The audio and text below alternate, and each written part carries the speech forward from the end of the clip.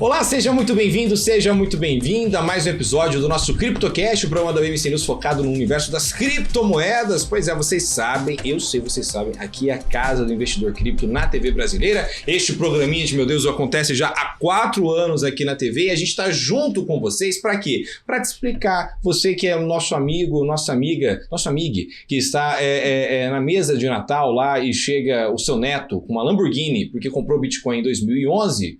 Pois é. Ou você que já compra seus bitcoins hoje em dia, estamos juntos aqui, tá certo? Então sempre chega mais, sempre manda sua curtida, seu comentário no YouTube, nas redes sociais e tudo mais. Hoje eu tenho um papo muito bacana com a Georgia Sanches, que é diretora do Brasil da SumSub. Seja muito bem-vindo, Georgia. Obrigada, Rafael. Vamos falar um pouquinho então sobre várias coisas hoje. Tá. A gente vai falar sobre fraude, a gente vai falar sobre o report que vocês soltaram, né? Uhum. Report, que na verdade é um belo nome para relatório, né? Sim, exatamente. Então vamos lá, me explica um pouco quem é você, o que é a SumSub, para a galera de casa já te ambientar e tudo mais.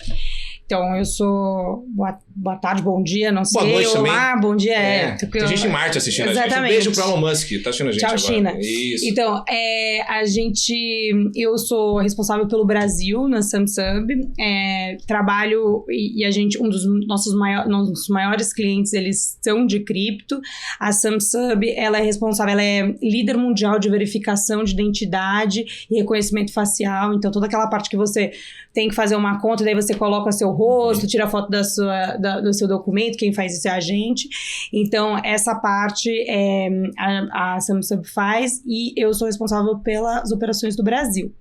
E eu tô em cripto, contando que hoje também tô em cripto, porque meus clientes, eles são de cripto também. Eu tô em cripto já há 4 anos, trabalhando, enfim, em empresas de cripto, fazendo expansão do mercado de cripto aqui no Brasil. E já fui reconhecida como, em 2023, como a top executiva na Latam, com o programa de Women Tech especializado em cripto. E tô aqui para falar sobre cripto, fraude. Vamos nessa, é um baita assunto, porque fraude aqui no Brasil, a gente comenta bastante, inclusive, no nosso CryptoCast, porque é um assunto muito... talvez é um dos assuntos que mais batem na porta da pessoa no dia a dia, né? Você tem tentativa de golpe a todo momento. Quem não recebe 1 zilhão de ligações de golpe e tudo mais, e fraude, se a gente pensar do outro lado do sistema, também é uma coisa legal. Então, entender o que os caras estão fazendo, o que está acontecendo, como é que está esse número de fraude. Então, vamos começar sobre fraude, antes de falar sobre cripto. Me conta um pouco, qual é o cenário da fraude hoje aqui no Brasil? O que a gente está olhando? Antes a gente falar de mundo, né? Aqui no Brasil, qual é o tipo de fraude mais comum? O que rola? Sim. Então, a gente... aqui dentro do Brasil, acho que como as pessoas devam imaginar, a gente tem uma quantidade de fraude, de tentativas de fraude em números absolutos bem consistente. Porém, a gente fica longe de ter um número de tentativas de fraude recorde, se você fizer uma comparação tanto com a América Latina quanto global. Então, assim, a gente, dentro do Crypto Report, né, o relatório de cripto que a SumSub lançou no ano passado, a gente viu que no ano passado as tentativas de verificação ou de fraude que a gente teve dentro de cripto foi mais ou menos 0,7% de todas as tentativas de fraude. Daí, pra gente ter uma noção, quando você vai para o país que tem a maior tentativa de fraude, que eu acho que é a República Dominicana, na América Latina, é 2,4%.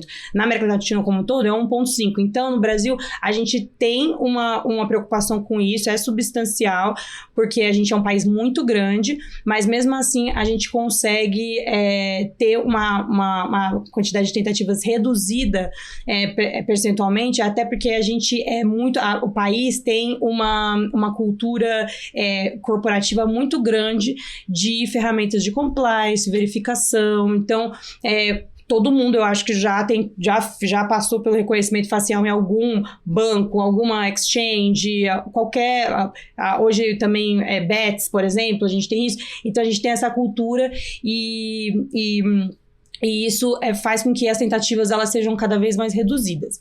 Mas a gente tem algumas outras tendências de fraudes sendo desenvolvidas. Então, assim como a parte de tecnologia que evita a fraude, a gente se desenvolve, as pessoas que fazem as fraudes, eles também se desenvolvem. Então, um dado bem interessante é que o ano passado, o maior tipo de fraude que a gente mais teve de crescimento foi deepfake.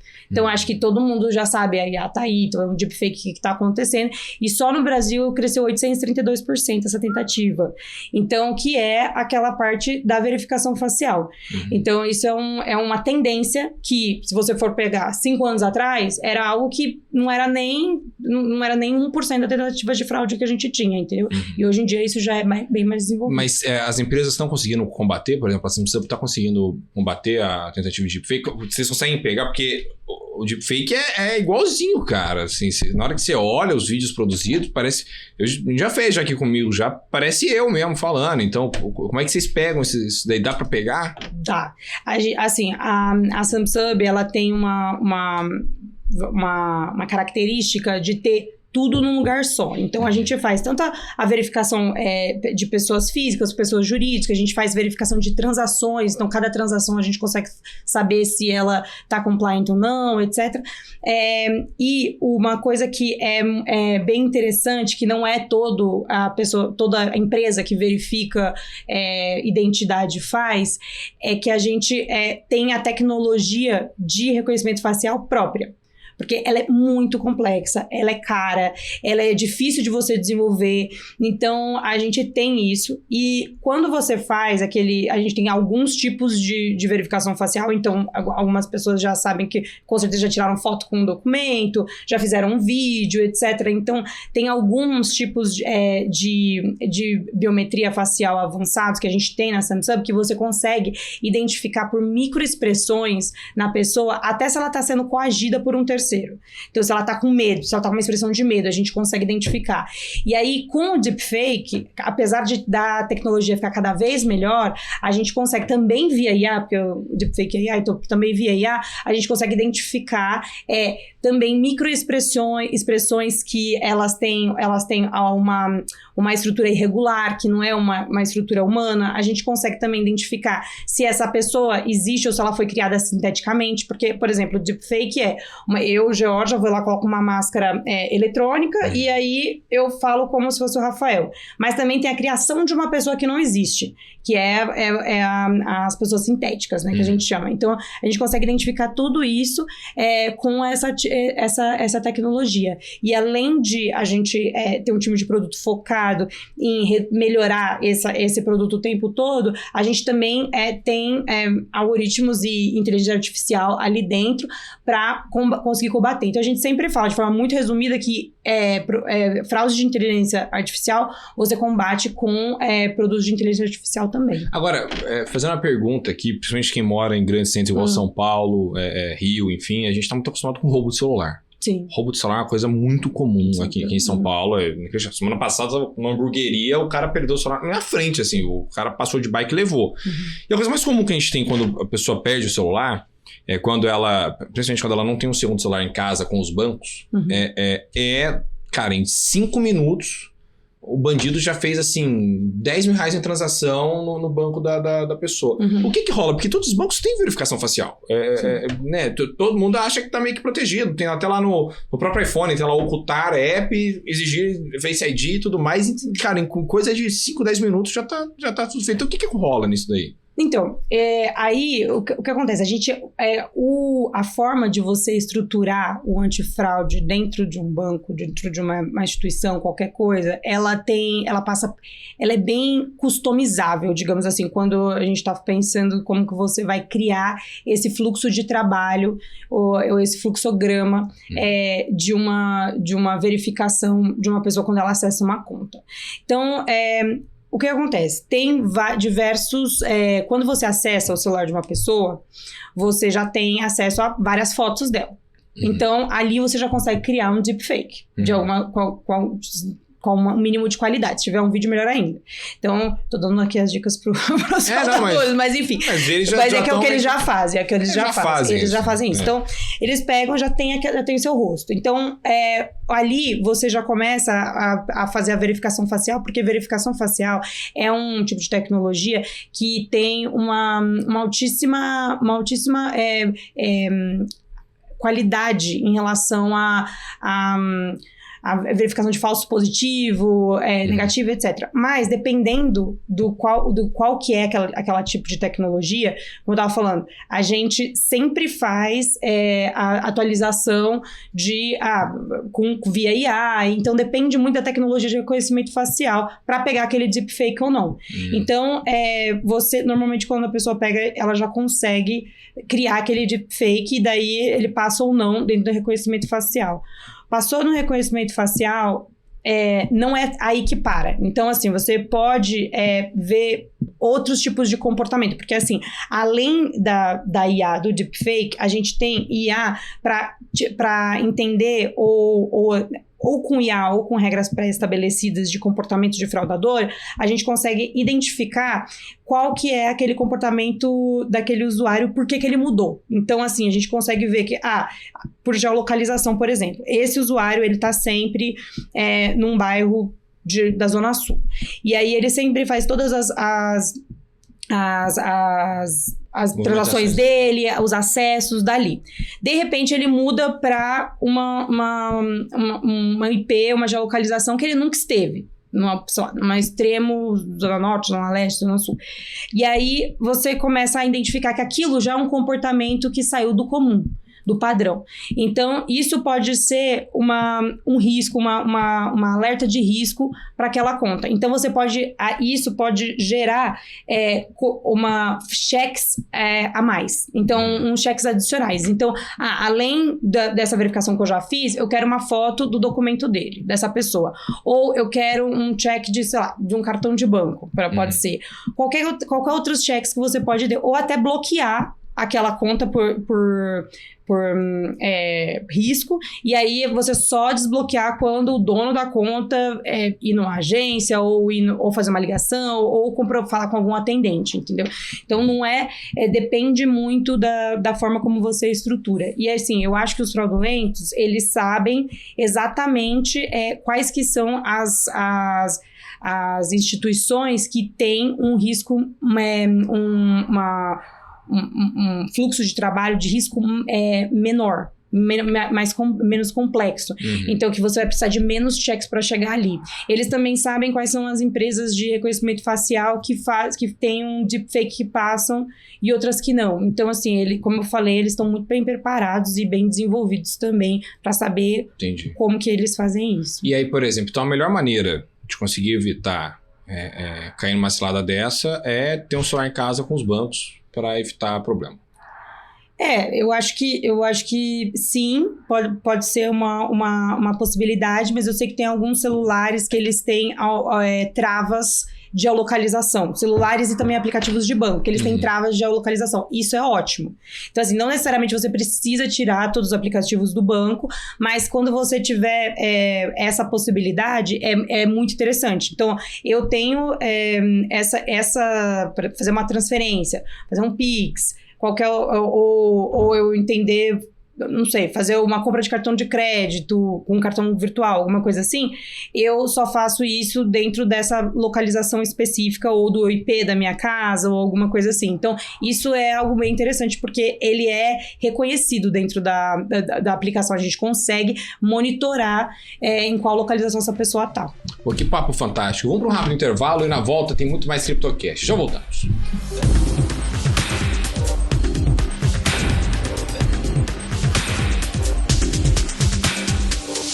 Estamos de volta no nosso CryptoCast dessa semana, um papo muito bacana com a Georgia Sanchez, lá da Samsung, que está com a gente hoje aqui. A gente está falando sobre fraude, sobre esse Crypto Report que vocês soltaram, né, esse relatório sobre cripto. Vamos trazer agora um pouco para o mundo de cripto. Tá. Porque a gente está falando sobre fraude, e é um assunto que eu adoro, até porque aqui em São Paulo tem... Não falar de golpe em São Paulo é complicado.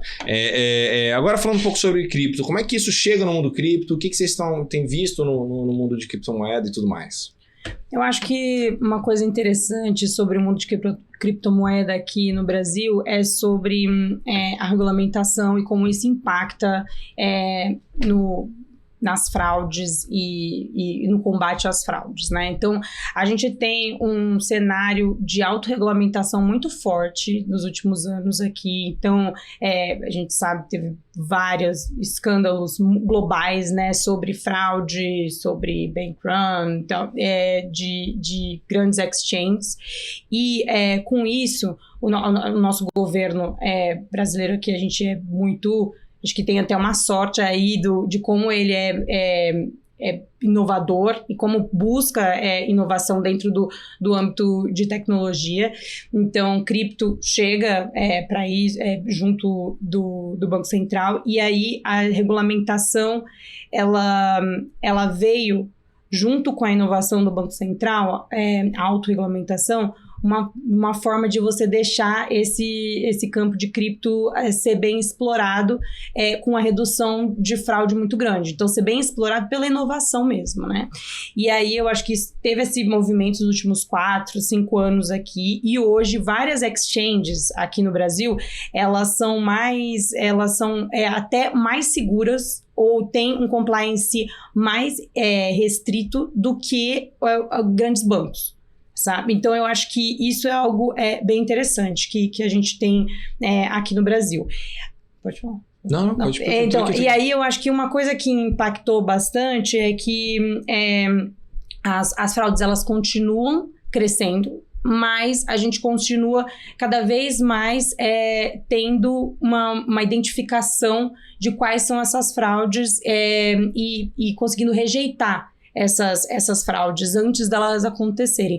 Tanto no momento de você entrar na plataforma, de você fazer fazer uma conta falsa, por exemplo, ou uma conta laranja, quanto depois que você entra e você vai fazer alguma fraude um pouco mais estruturada com transações. Então, lavagem de dinheiro ou até um roubo de conta mesmo, com você conseguindo tirar esses fundos de uma terceira pessoa. Então, eu acho que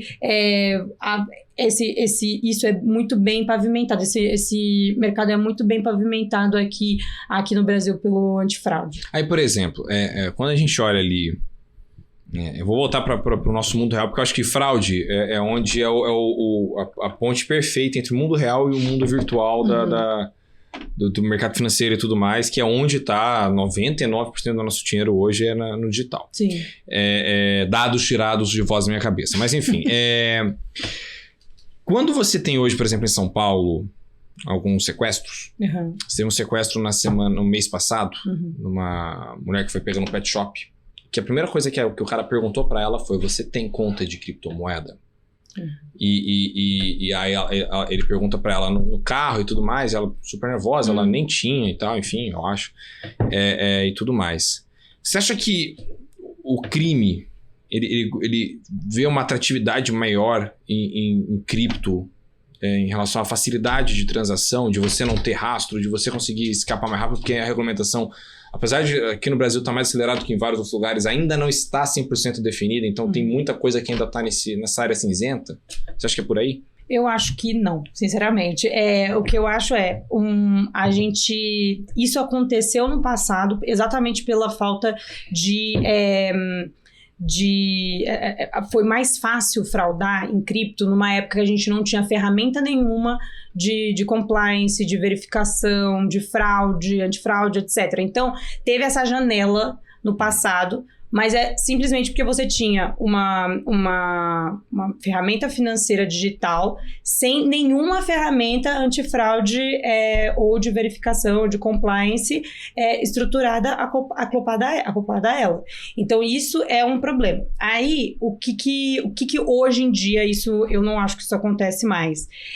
Porque a gente já tem quase todas as empresas sérias de cripto, elas têm verificação de identidade facial, várias ferramentas de monitoramento de transação antifraude, etc. Então, eu acho que isso não acontece. Mas, o que acontece, se você for pensar, isso que você falou sobre, você tem conta em cripto,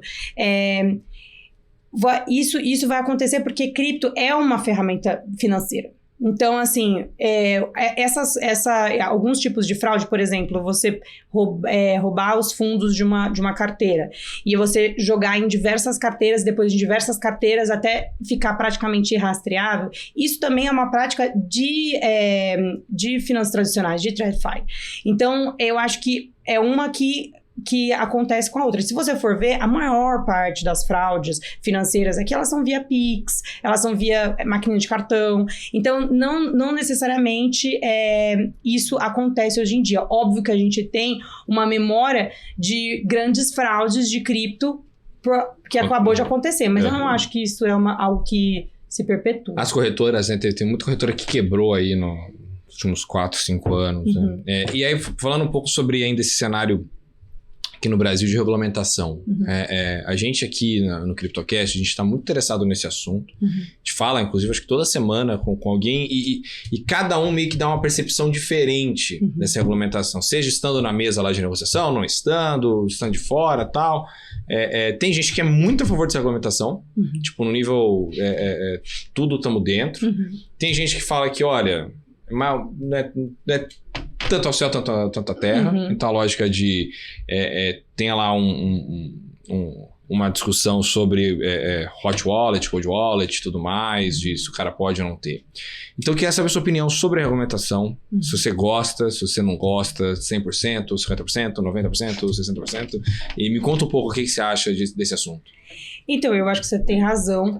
Quando a gente fala de cripto, a gente tem cada vez menos apostas e achismos, digamos assim, e cada vez mais dados concretos, mas a gente ainda está nos primórdios ainda de cripto, na minha opinião.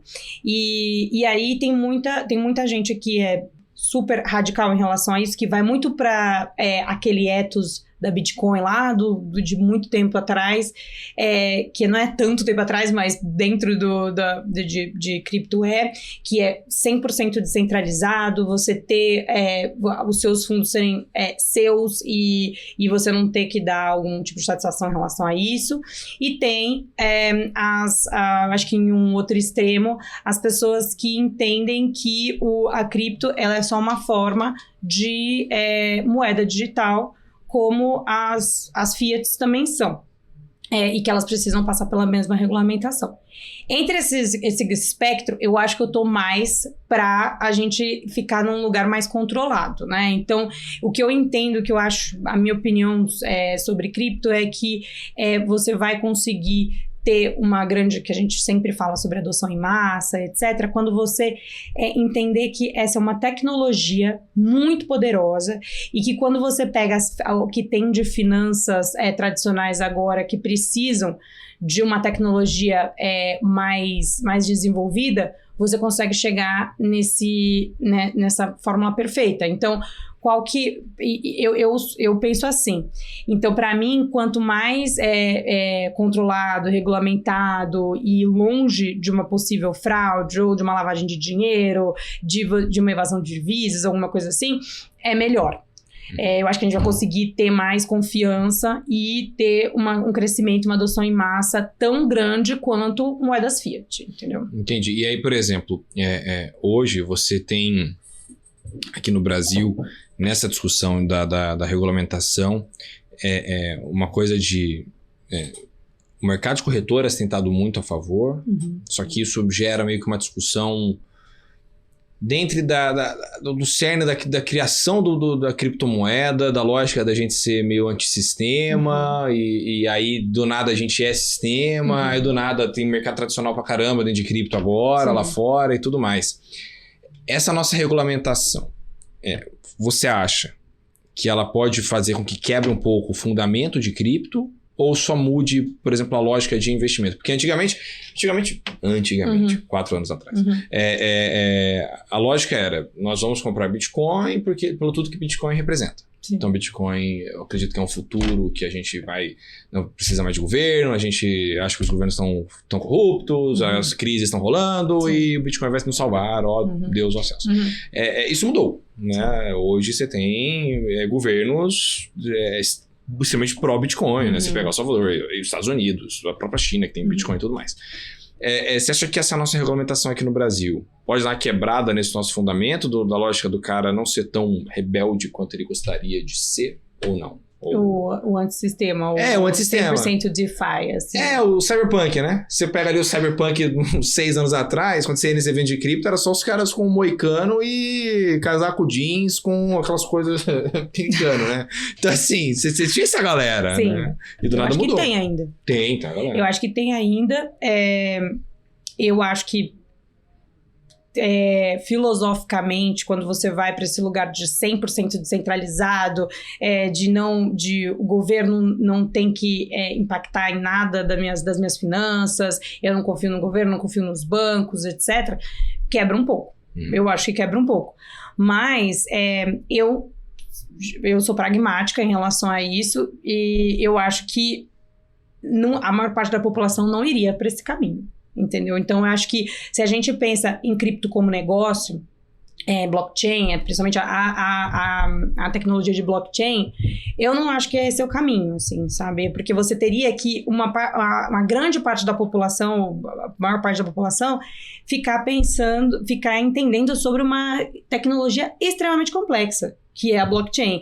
Como que você vai fazer isso? Então, eu acho que se a gente conseguisse, tanto é que quando eu entrei em cripto 5 anos atrás, a gente falava muito sobre, que era muito pegado nessa filosofia, era muito sobre você falar sobre educação. Educação, porque as pessoas precisam entender qual que é a estrutura de uma blockchain, etc. Eu sou cética, eu acho que as pessoas não vão entender, e que o que a gente tem que entender é que sim, temos uma tecnologia muito boa na nossa mão, e como que a gente pode entender que com a estrutura como ela é hoje de finanças tradicionais, como que a gente pode deixá-la menos tradicional, menos centralizada, e um pouco mais descentralizada, mas a gente ir para um ambiente econômico completamente descentralizado, até meio anárquico, né? Eu acho que eu e você, a gente não vai ver isso, entendeu? A gente não vai ver isso.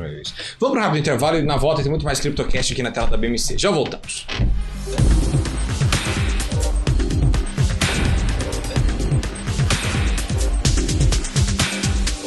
Estamos de volta no nosso CryptoCast dessa semana, um papo muito bacana com a Georgia Sanches, lá da Samsung. A gente está falando de fraude de cripto, de regulamentação e tudo mais. Você me falou que você entrou nesse mercado de cripto uns 5 anos atrás. Me conta um pouco o seu background, de onde você veio, você nasceu aonde, o que você fez na vida, o Globo Repórter dessa semana. Me conta, vai. Eu sou de São Paulo. Qual zona? Qual bairro? Dos Jardins. Jardins, muito bem. E aí, mas na verdade, assim, eu morei nos Jardins, mas minha família é do interior. Então, eu vim pra cá sendo muito jovem. E aí, eu comecei a trabalhar com tecnologia em 2018, que eu fui responsável por lançar a RAP no Nordeste. Então, lancei 6 cidades lá, fiquei um tempão na RAP. Depois de algum tempo também em e-commerce, eu acabei indo pra cripto em 2020. Então, em 2020, eu fui ser founding team de uma empresa de cripto que chamava Loop. Era Loop Pay, depois foi para Loop. E que foi muito interessante porque a gente começou em 2020 num bull market excelente, na época de NFTs, bombando, etc. Justin Bieber comprando NFT. Neymar pagando milhões numa foto, sei lá o quê, num JPEG de macaco. De macaco. E etc. E aí, então a gente entrou nessa época, e aí era uma época que a facilidade de você comprar cripto, principalmente altcoins, né? Então, não era grande. Então, assim, a gente fez o primeiro on-off-ramp, que, para quem não sabe, é uma ferramenta de você comprar e vender criptos de forma descentralizada, né? Direto da sua wallet.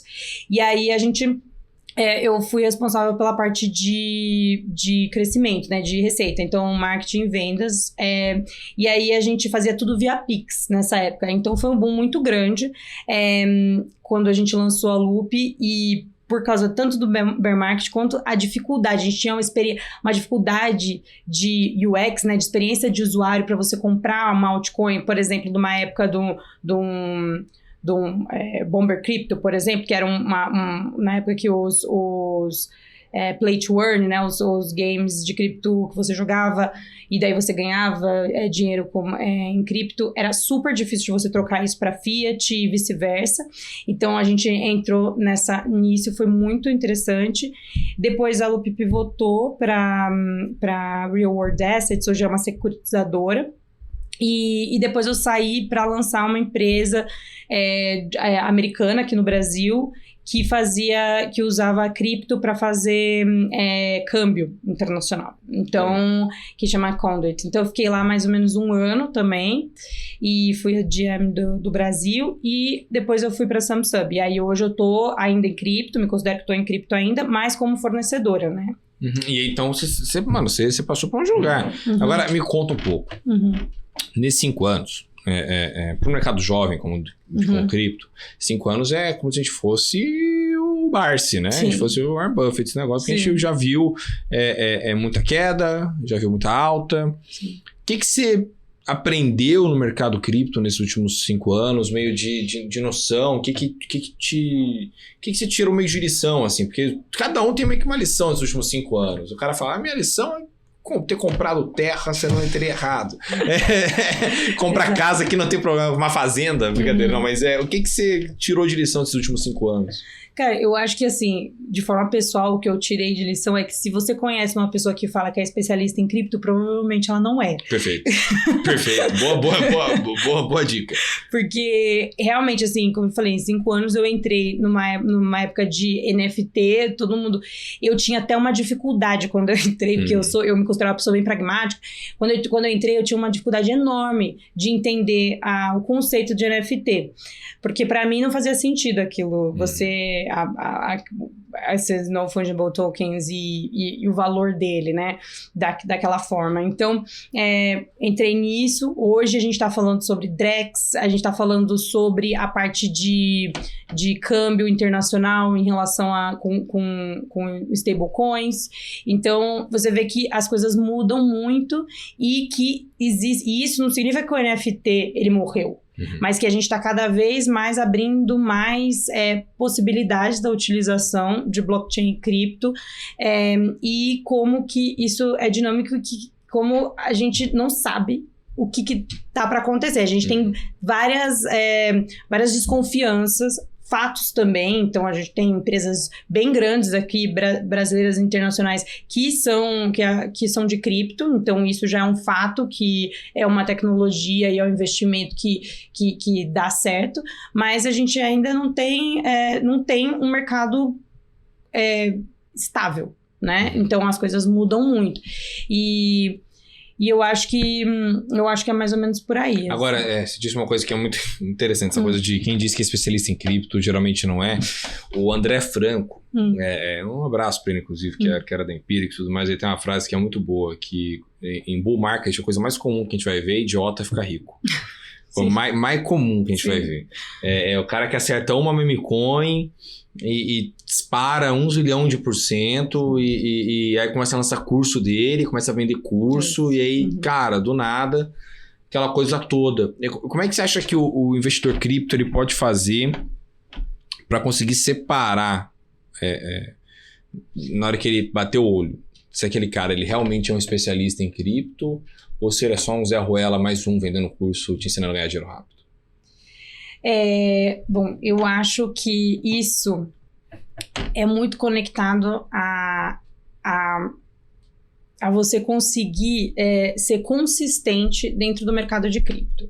Porque o que acontece? Eu já vi, eu acompanho o mercado de cripto e as pessoas que são influenciadoras, e aí não necessariamente é influenciador digital, nem nada, mas assim, as pessoas que têm uma escola para falar sobre cripto, etc. E eu vejo que nesses 5 anos, você olha para trás, a Empíricos é um exemplo, por exemplo, você olha para trás, 5 anos atrás, o que essa pessoa estava fazendo, o que ela está fazendo hoje. Eu acho que isso é bem interessante de você saber, porque você conseguir ser consistente nesse mercado é um grande desafio. Então, assim, eu tenho muita gente que em 2020 estava falando sobre NFT, hoje está falando sobre bets, entendeu? Porque é a trend do momento. Então, talvez, eu acho que entender que isso pode ser uma red flag, entendeu? Então, essa pessoa aqui talvez não seja. Então, procurar consistência. E uma outra coisa não necessariamente uma meme coin naquele momento não é um investimento interessante, entendeu? Então, assim, porque isso não significa que uma pessoa que investe em meme coin, apesar de achar bem aleatório, é super aleatório, ela não tem uma característica de investidor. Entendeu?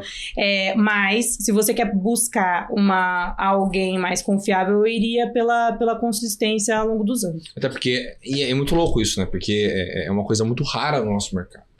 Se você olhar assim, porque é um mercado jovem. Então, assim, quando você olha no mercado tradicional, mercado financeiro tradicional, você pega os fundos, porra, o fundo teve 40 anos, 50 anos de fundo. Sim. Aí você pega o Warren Buffett, por exemplo, o Warren Buffett, nos anos 70 ele estava investindo já.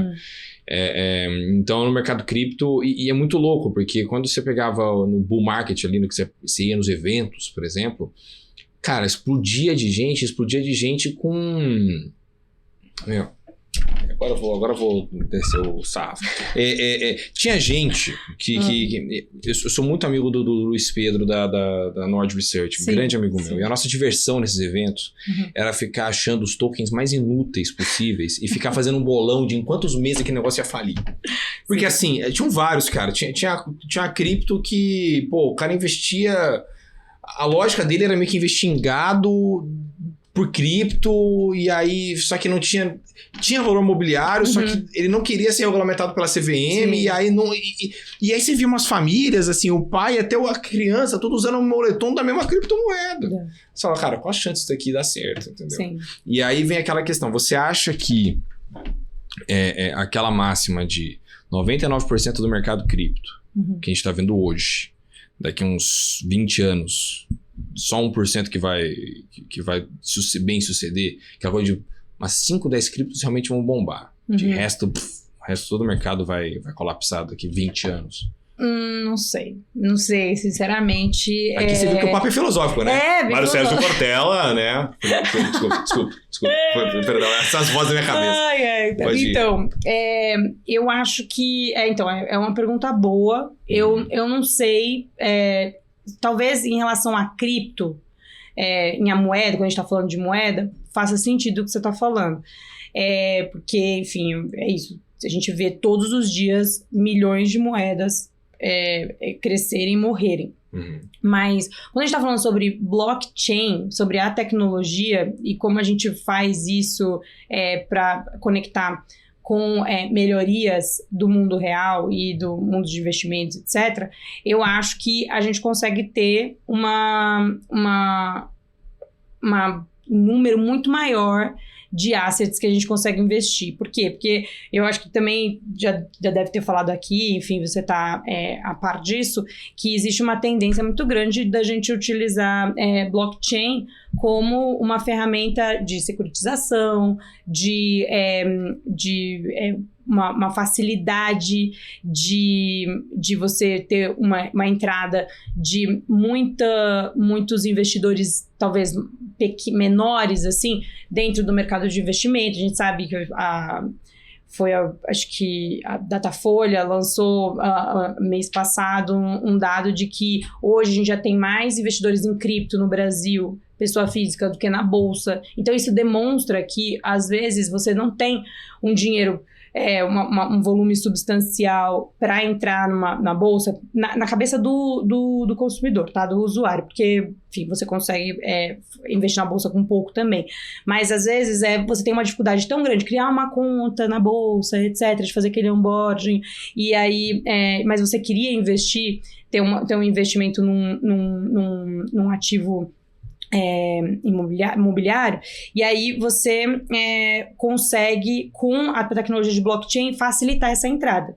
Então, eu acho que se o investimento, se o lastro ele é real, ele tem uma segurança por trás, ele tem ferramentas de compliance por trás, eu acho que consegue se perpetuar de forma bem tranquila. Vamos rápido intervalo e na volta tem muito mais CryptoCast aqui na tela da BioEncina. Já voltamos.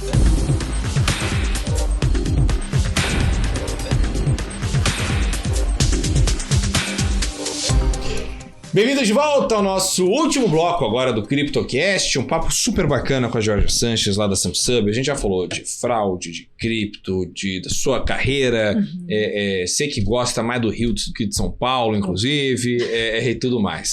E fala um pouco agora sobre considerações finais. Estamos no último bloco. A gente estava falando sobre fraude. E sobre como é que vocês têm tentado fazer com que com esse método fique mais fácil de ser aceito para o usuário. Você acha que há um certo embate, uma certa fricção entre o usuário e fazer verificação facial e tudo mais hoje em dia? Sim. Eu acho que não somente naquela galera que a gente estava falando, nas pessoas muito DeFi, mas no usuário comum também que quer abrir uma conta numa exchange, numa corretora de cripto, etc. Que você vai, quero abrir, vou começar a investir. Aí você abre, aí no que você está se registrando, você vai precisar passar por uma verificação, e aí você precisa tanto fazer a verificação facial, quanto principalmente a foto do documento, né? Essa parte da foto do documento é a maior fricção que a gente tem dentro de um onboarding, de qualquer onboarding que você faz, né? Onboarding sendo esse início, né? Esse registro. E aí, e hoje a gente tem algumas coisas que fazem com que esse usuário desista de abrir essa conta, né? Então, a primeira delas é você fazer uma verificação, você ter uma experiência de usuário ruim. Então, você não conseguir fazer a foto, ou ter uma tentativa muito grande, uma número de tentativas muito grande. A segunda parte é você ter uma verificação muito demorada. Então, assim, tô aqui, fiz a verificação, não me aprova, já faz 2 minutos, 3 minutos. Então, essa parte de redução de tempo, ela é muito importante. A gente faz isso, só ano passado a gente reduziu em 50% aqui dentro do Brasil, então em 22 segundos você consegue fazer. E a terceira parte é você ter falsos positivos e falsos negativos. O que é isso? É você estar lá como uma tentativa de fraude, sendo que você não é uma tentativa de fraude, entendeu? Então, você ser rejeitado sua verificação. Então, essas são grandes barreiras. Barreiras e também informações que a gente precisa, variáveis que a gente precisa ter em consideração para conseguir ter uma boa experiência do usuário. Então, o que a gente faz nisso primeiro, reduzir a quantidade de tempo, como eu falei. A segunda parte é você conseguir ter uma tecnologia muito boa e cada vez melhor para você conseguir fazer isso de forma muito rápida e precisa. E a terceira é até você tirar algumas desses passos. Então, aqui no Brasil, isso não tem para todos os lugares do mundo, porque você precisa ter uma base de dados de biometria no governo muito robusta, e isso acontece ainda bem aqui no Brasil, que a gente fala que a non-doc, né, a não necessidade de foto do documento para você fazer uma verificação. Então, a gente tem aqui uma possibilidade com os nossos clientes de você colocar só o seu CPF, colocar a sua verificação facial, e daí você já vai ser verificado e já entra para a conta, né? Então, a gente consegue fazer isso porque no Brasil a gente tem essa base de dados de rostos e biometria facial muito, muito bem estruturada. Mas não pode dar problema isso aí, não? Porque o fato do documento é o fato de eu ir lá tirar uma foto do meu documento, né? Então, a gente, segundo a regulamentação, em alguns tipos de negócio, então bancos de varejo, etc., alguns tipos de corretora, você consegue utilizar, que eles chamam dentro da regulamentação de ferramentas tecnológicas inovadoras, para você ter essa informação, porque a gente consegue ter informação do usuário só com o CPF dele. Então, se ele está regular na Receita, nome, sobrenome, endereço, esse tipo de informação. Mas tem alguns outros tipos que não. Então, por exemplo, se você é regulamentado pela CVM, você não pode, você precisa ter a foto física do documento. Então, tudo baseado na regulamentação que permite ou não você ter esses tipos de ferramentas inovadoras. Agora, porque é uma coisa interessante, né? Porque segurança, em teoria, é você criar barreira. Ao mesmo tempo que você criar barreira, você distancia o usuário. Sim. Exato. Aí você tem que diminuir barreira. E aí, como é que vocês lidam com essa balança de crio barreira, tiro barreira, porque se eu tirar muita barreira também, eu tiro segurança? Como é que faz isso? Eu acho que existem várias formas. Então, assim, quando a gente vai falar, isso é normalmente o nosso cliente que escolhe isso, né? A gente tem diversos produtos e daí ele que faz a fluxograma que ele quer. Mas eu acho que uma boa prática disso é você criar níveis de exigências para cada nível de usuário. Então, se você é um usuário que vai fazer transações de, sei lá, até R$1.000, então você só fazer a biometria facial, entender que essa pessoa está regular na Receita Federal, pode ser o suficiente. Se essa pessoa passa para, não sei, R$10.000 por mês, você vai pedir um comprovante de endereço, você vai pedir talvez um comprovante de fundos dessa pessoa, e aí você consegue incrementando essas barreiras de acordo com o incremento de risco daquele usuário.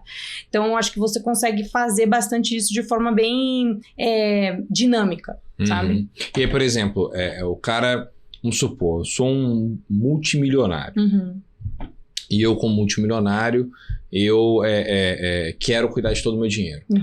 Hoje eu consigo, então, ficar 100% livre de golpes e fraudes utilizando a segurança disponível que temos hoje. Sim, você consegue. A gente tem... É isso, se você conseguir fazer a parte de antifraude, do momento que ele entra até no momento que ele começa a fazer as transações, monitoramento de transação, você consegue passar quase ileso de qualquer risco, entendeu? Então, tanto pelas ferramentas que a gente tem de monitorar comportamento do usuário, até como as ferramentas físicas, né? Então, foto e reconhecimento facial também. Então, por exemplo, deixar foto do documento no celular não é bom negócio.